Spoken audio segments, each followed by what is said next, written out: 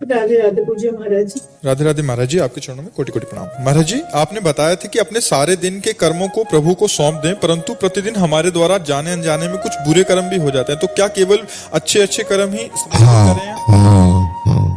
अब बैंक के लॉकर में लोहा थोड़ी जमा करोगे, जाके सोने चांदी के आभूषण लॉकर में जमा करोगे, लोहा जमा करोगे तो फिर लोहा मिलेगा।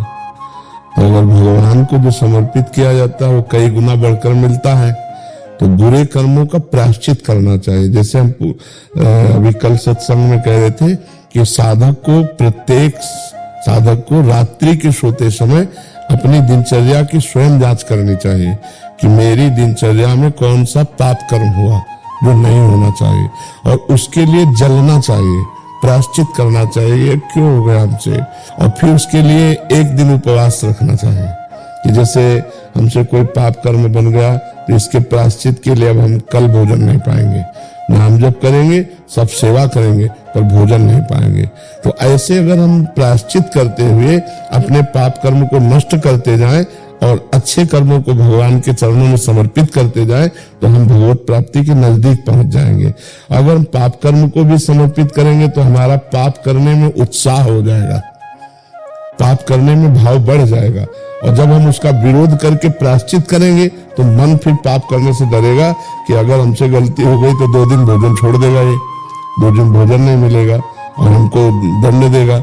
अब मन डरेगा कि नहीं डरेगा, गलती हो गई तो देखो ये दंड मिलेगा, और अपने पाप कर्म को हम ऐसे भस्म कर देते हैं और अच्छे कर्मों को प्रभु को समर्पित कर देते हैं। महाराज जी, जब सोती हूँ रात को यही बोलती हूँ कि महाराज जी जो हमसे अच्छे कर्म हुए प्रभु वो आपको समर्पित, जो बुरे कर्म हुए उसके लिए क्षमा करना। हाँ ठीक है, पर बुरे कर्मों की हमें जांच करनी चाहिए, जो हमसे गलती है उसका भी किसी को उल्टा बोल देते हैं, हाँ, बोल देते हैं। हाँ, तो हमको सुधार करना चाहिए, हम सुधार करें। एक दिन आज हमारा अच्छा गया, आज हम किसी को बुरा नहीं बोले तो कल हमको और बल मिलेगा, परसों हमें और बल मिलेगा। एक बार हम अपनी बुराई को रोके तो वो बुराई हमारे अंदर बल पैदा कर देती है और वो बुराई नष्ट हो जाती है। जब हम रोकते हैं तो हमारे अंदर वो बल पैदा कर देगी और वो नष्ट हो जाएगी, और जब हम बुराई के अनुसार कार्य करते हैं तो हमारे अंदर का बल नष्ट हो जाता है और वो बढ़ जाती है।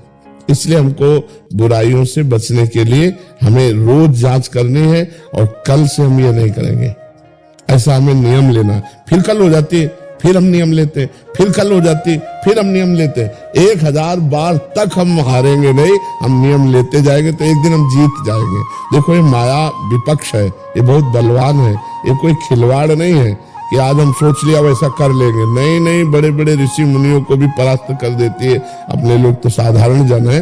तो हम क्या करें, हारे पर हार कर बैठे न रहे, हम फिर चले तो एक दिन हम गुरु कृपा से, भगवत कृपा से इस माया के इन कुमार्गगामी वृत्तियों से निवृत्त हो जाएंगे, बच जाएंगे हम जी।